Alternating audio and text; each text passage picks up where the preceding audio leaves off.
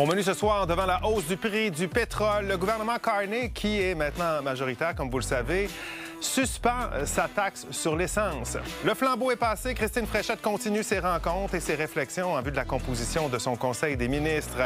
Et la saison est terminée. Le Canadien de Montréal est maintenant prêt à faire face aux séries. Il est 22 h. Je m'appelle Michel Bérère et eux, ce sont les débatteurs.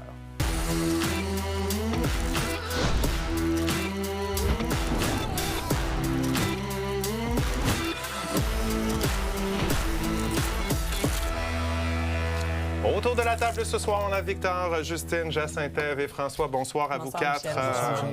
Les mots de l'actualité de Victor et de François ce soir. Victor, Taschereau. Taschereau parce que le Parti libéral du Québec aujourd'hui a annoncé son premier candidat dans la région de Québec.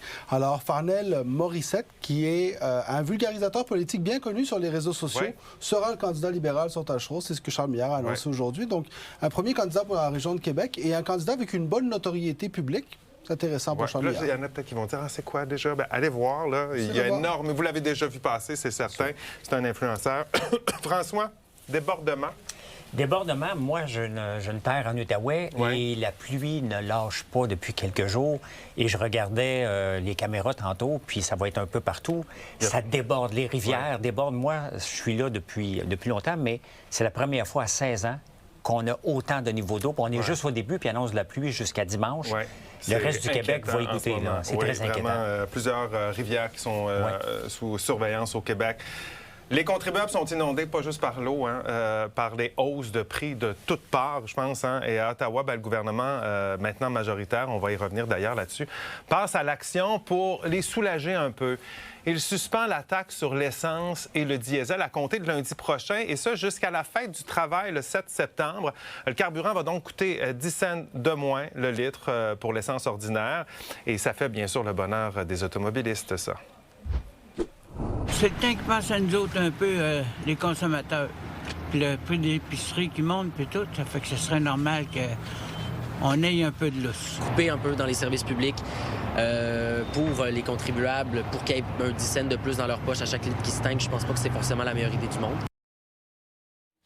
Certains craignent toutefois que les pétrolières en profitent en augmentant leur prix, mais le premier ministre n'y croit pas. Quand nous avons enlevé la taxe sur le carbone, tout le montant a été passé, en effet, transféré aux consommateurs canadiens. On va suivre de près la performance des sociétés. Justine, dis-moi, est-ce que M. Carney a pris la bonne décision en suspendant temporairement cette taxe-là? Bien, je comprends l'intention. Je comprends que l'intention, c'est de soulager les consommateurs en faisant baisser le prix à la pompe, mais je crois que ce soit une fausse bonne idée pour la raison qu'on vient de mentionner, en fait, que c'est les distributeurs qui ne vont faire qu'augmenter leur prix à la pompe, en fait, pour compenser. Toi? Et puis, deuxièmement, je me demande, est-ce que vraiment ils vont ramener la taxe sur l'essence à la fin de cette période-là? À la fête du travail, parce que c'est des importants revenus pour le gouvernement tout de même auxquels on ne touche plus. François, est-ce que tu fais confiance aux pétrolières? Est-ce que tu penses qu'elles vont monter le prix de l'essence? L'affaire, c'est que le prix, on l'avait comme arrêté à 1,90 $, 2 $ parce que c'était le montant qu'on ne voulait pas dépasser. Ce 10 cents-là qu'on vient d'enlever va servir à rien, parce que la taxe carbone qu'on a enlevée dans le reste du Canada est déjà absorbée, est déjà disparue presque. Fait que Jacques Parizeau l'avait déjà essayé, cette façon de faire-là, et les pétrolières avaient rattrapé le 4 cents immédiatement. Donc, je ne crois pas. À court terme, là, tout le monde va être bien content. Puis dans un mois ou deux, ça va repartir. Mais quand même, là, on parle de 10 cents le litre. C'est de l'argent, quand on additionne tout ça, qui n'ira pas dans les services publics? Ça donne un répit aux ménages. Quand on voit le gouvernement de Mark Carney à suspendre une taxe aussi symbolique, c'est qu'il prend la mesure du mécontentement du coût de la vie des ménages. C'est une façon de le soulager, mais en même temps, c'est une mesure temporaire. Il va falloir trouver quelque chose de plus structurel, peut-être s'attaquer à la fiscalité des Canadiens pour s'assurer qu'on soit soulagé à plus long terme. Là, on va jusqu'à la fin du travail, mais Pierre Poilievre avait proposé jusqu'à la fin de l'année. Est-ce qu'on aurait dû aller jusqu'à la fin de l'année? Moi, je pense qu'on n'aurait pas dû le faire à la base. Donc, disons que jusqu'à la fin de l'année, maintenant, ça va être comment est-ce qu'on va la remettre? Parce que justement, si les prêteurs viennent récupérer ce montant-là, est-ce qu'on va finalement monter de 10 cents de plus à ce moment-là et subir le contre-coup de sa propre décision? C'est ça. Est-ce qu'on est en train de reporter, en fait, juste ce montant-là qui va finir par sortir de nos poches? On verra. Plus d'argent en ce moment dans nos poches, mais pas plus sur les routes. Partout au Québec, vous le voyez, leur état préoccupe. Nid de poule, chaussées dégradées, coûts d'entretien qui explosent. Selon Québec, il faudrait débourser près de 25 milliards de dollars pour que le réseau routier regagne un état satisfaisant. Pas parfait, là, satisfaisant. Où aller chercher l'argent? C'est la grande question. État des routes, est-ce qu'on devrait ramener les péages au Québec? C'est la question de notre grand débat de la demi-heure. Allez y répondre. N'oubliez pas de commenter également. On veut vous lire dans l'émission.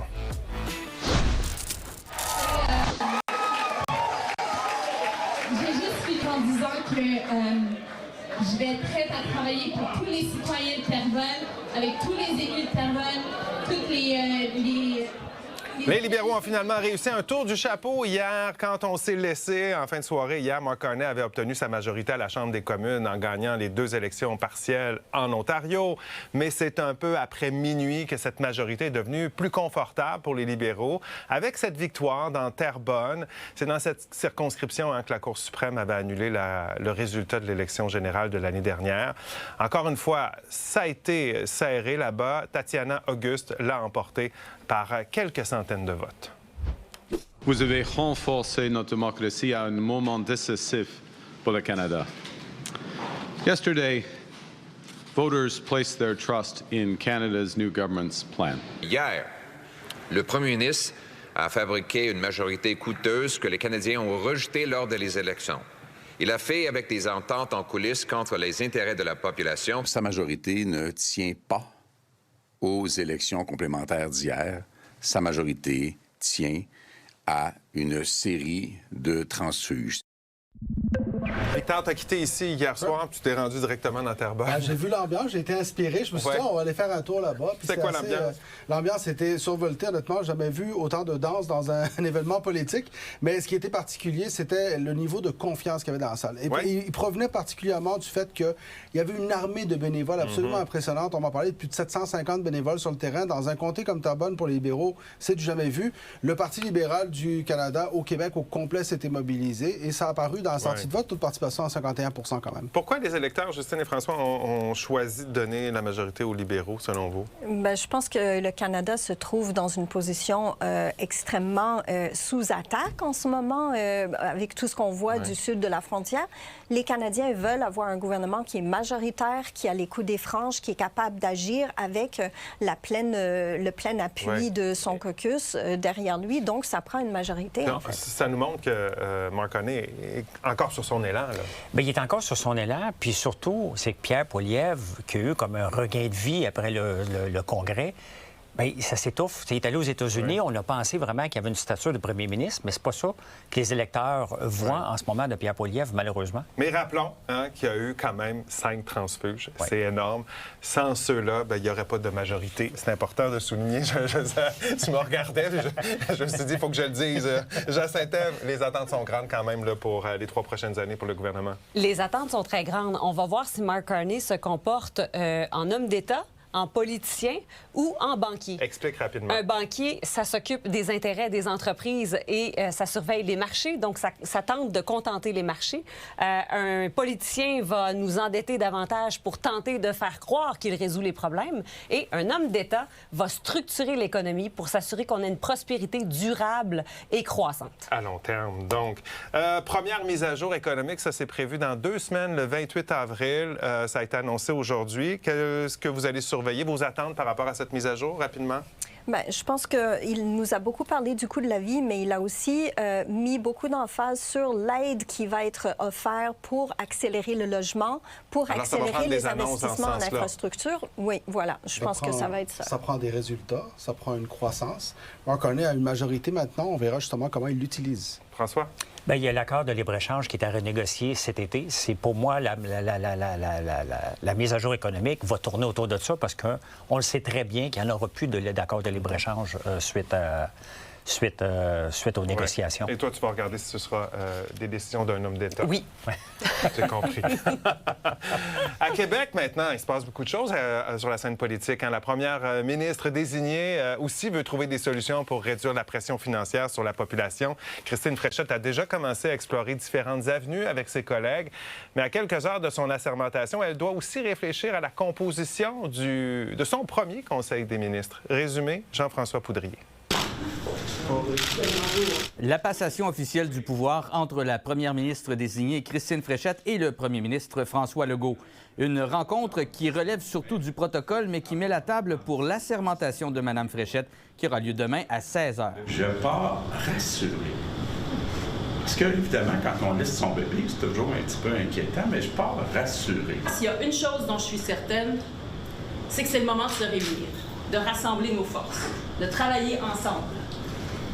Il ne faut surtout pas se diviser. Christine Fréchette n'a pas rencontré que François Legault aujourd'hui. En fait, elle a passé la journée en rencontre, notamment avec le ministre des Finances, Éric Girard, avec qui elle a discuté notamment des possibles mesures pour aider les Québécois, notamment l'élimination de la taxe sur certains produits de consommation, la réduction du coût de l'immatriculation, le remboursement d'une partie des droits de mutation immobilière. Elle a aussi rencontré le ministre de la Justice, Simon Jolin Barrette, qui avait appuyé Bernard Drinville dans la course à la direction. Parlant de Bernard Drinville, Christine Fréchette l'a rencontré hier soir. Il serait intéressé à un poste de ministre de nature économique. Le futur Conseil des ministres sera nommé au cours des prochains jours, voire la semaine prochaine. Et c'est là le défi majeur de la nouvelle première ministre. Elle a promis de réduire le nombre de ministres, mais devra nommer des gens qui lui ont été fidèles dans la course, des gens de l'équipe Drainville pour garder l'unité du parti. Elle serait même ouverte à nommer un non-élu au Conseil des ministres, tout en prenant compte, bien sûr, de l'équilibre entre les régions. Et également, elle vise la zone paritaire. Donc, toute une tâche à accomplir au cours des prochains jours. Mais avant même son assermentation, Christine Fréchette est attendue à l'Hôtel de Ville de Québec demain matin. Elle va rencontrer le maire Bruno Marchand et elle va être également nommée mairesse honoraire de la Ville de Québec. À l'Assemblée nationale, Jean-François Poudrier pour Nouveau Info. Entendez Jean-François faire la liste de tout ce qu'il faut tenir compte dans la composition du Conseil des ministres. C'est tout un défi. Jacinthe Ève, est-ce qu'elle doit et est-ce qu'elle va réussir, selon toi, à réduire la taille du Conseil des ministres? Ça ne sera pas facile parce qu'elle va devoir dire non à certains ministres, certains députés qui détenaient le titre de ministre. Alors, c'est vraiment un test d'autorité pour elle et un test de cohésion aussi face à l'équipe parce qu'elle doit rassembler ces forces-là qui se sont quand même un peu divisées durant cette campagne, cette course à la chefferie. Oui, j'imagine qu'il va peut-être avoir un malaise autour de la table selon qui sera autour de la table. Justine, c'est important de respecter la parité? Je pense que oui, et surtout pour elle, en tant que femme chef, deuxième première ministre du Québec. Donc, je pense que pour elle, elle va vouloir lancer un message fort sur le plan de la parité. Ça va être important. Et puis, oui, c'est un acte d'équilibre quand même, mais il faut se rappeler que c'est un conseil transitoire, parce qu'il ne reste pas longtemps avant les élections. 5 mois. Oui. 5 mois. François, quel devrait être le rôle de Bernard Drinville, selon toi?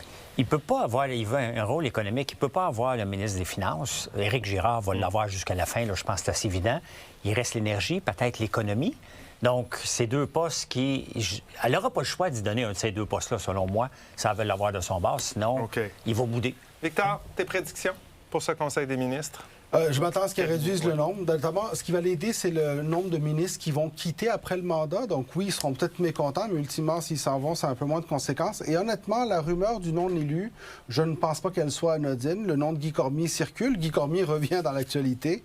Et je pense que ça pourrait envoyer un message extrêmement fort d'un changement, notamment au ministère de l'Économie dont tu parlais, François. Alors, est-ce qu'elle va vouloir marquer le pas à ce point-là? Ce sera à suivre. Il faut faire un débat là-dessus, hein? Sur Guy Cormier.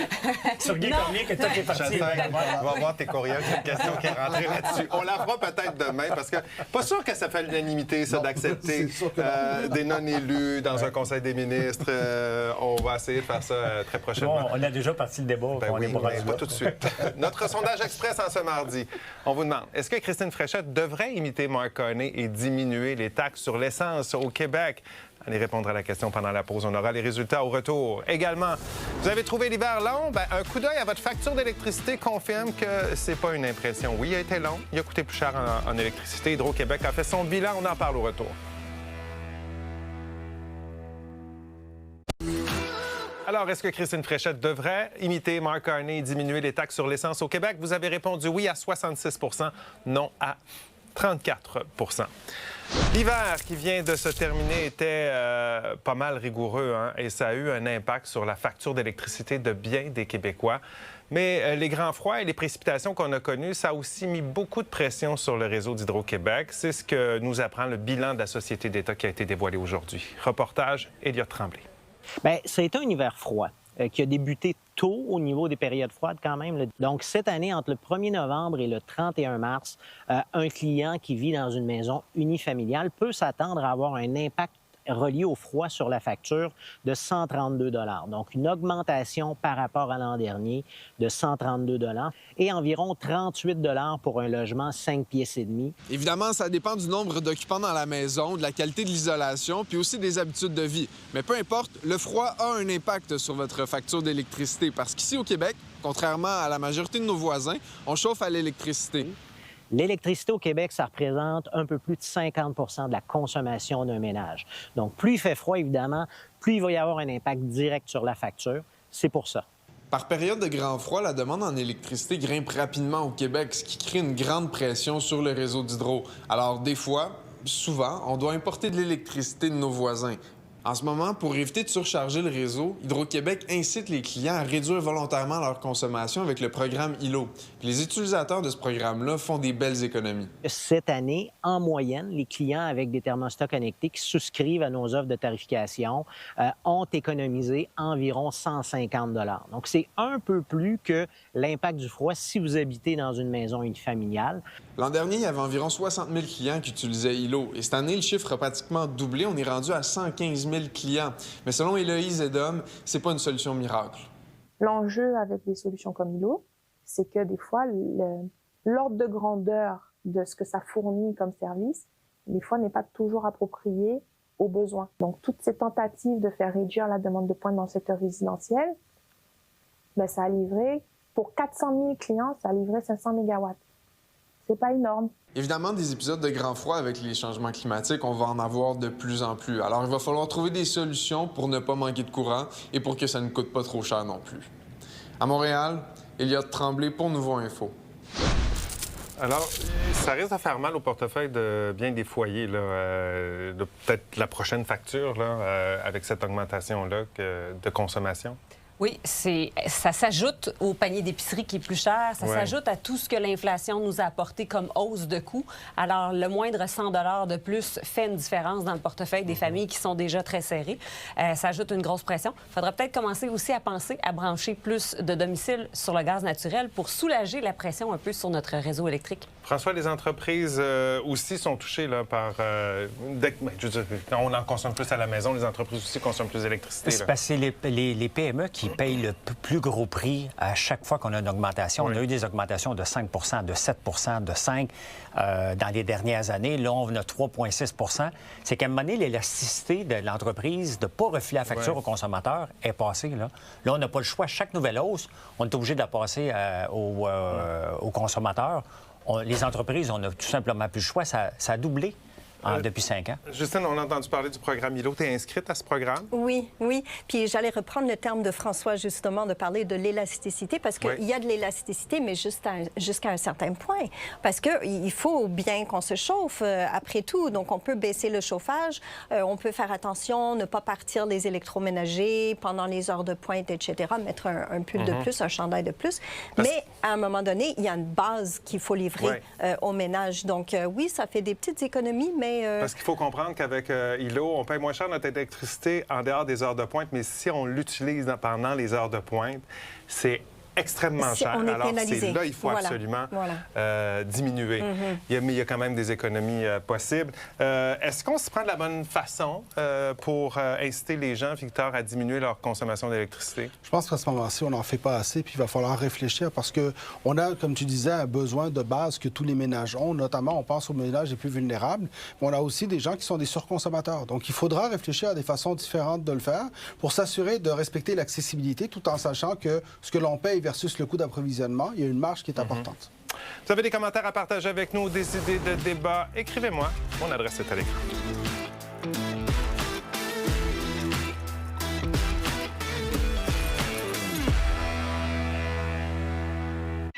On va parler un peu de hockey. Le Canadien de Montréal qui a perdu ce soir, mais les joueurs vont participer aux séries éliminatoires qui vont commencer cette semaine, cette fin de semaine en fait. Et on sait maintenant qui ils vont affronter. C'est en fait le Lightning de Tampa Bay. Et c'est l'équipe floridienne qui aura l'avantage de la patinoire. Ce sera donc une reprise de la finale de la Coupe Stanley de 2021. Le Lightning avait alors vaincu le CH pour mettre la main sur le précieux trophée. Et un mot pour vous dire que c'était ce soir le dernier match d'Alain Crête à la barre du hockey des Canadiens, notre collègue de RDS qui prend sa retraite après une carrière de 40 ans dans les médias. C'est une autre collègue, Andréane Barbeau, qui va prendre sa relève. Ah, je pensais qu'on allait avoir un extrait. Alors, François, satisfait de la performance de l'équipe cette année? Ben oui, écoute, on ne pouvait pas demander mieux, on ne s'attendait pas à ça. Puis non seulement ça, j'ai comme l'impression qu'on est en train de vivre un début de dynastie potentielle. Quand tu regardes les jeunes joueurs puis les jeunes qui s'en viennent, on a le droit de rêver qu'enfin, nos années de pain noir... De Bachemeg? Bachemeg? Ouais, c'est bon ça. Une couple d'expressions. Une couple d'expressions comme ça. Très mauvaise toutes les années. Les pas bonnes années. Écoute, on a l'impression que c'est peut-être terminé. Ben écoute, tu as Cole Caulfield qui est jeune, tu as Nick Suzuki, tu as Demidov, tu as Slavoski, Hudson, écoute. Qu'est-ce qui t'a le plus marqué, Justine? Ah ben je pense le 50e but de Cole Caulfield. Hein? Ça, c'était extraordinaire. Ouais. Quelle soirée extraordinaire. J'aurais aimé ça être au Centre Bell, mais j'étais chez moi en train de l'écouter à la télévision. Mais effectivement, c'est une équipe qui est très jeune, qui est très dynamique. Ils nous font vivre de bons moments, de très beaux moments. Ils jouent bien ensemble. Il y a une belle dynamique d'équipe.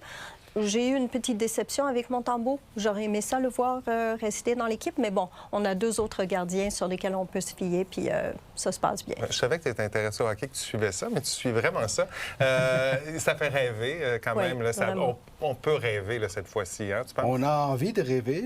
Moi, je suis vraiment déçu qu'ils aient perdu l'avantage de la glace, mais comme tu disais, François, je pense qu'on a pour plusieurs années, notamment dans la gestion de l'équipe. La majorité des bons joueurs sont signés à long terme, donc ça rassure énormément pour ce que s'il peut venir à l'avenir. Alors, on va suivre ça, bien sûr. Je vais vous demander vos prédictions. Est-ce qu'on se risque? En 6. On le sent. Je pense que 6. As-tu une idée? Oui, je suis là-dedans. OK. Le débat commence dans 30 secondes. On va parler des péages sur nos routes. Faut-il les ramener? On en parle dans 30 secondes.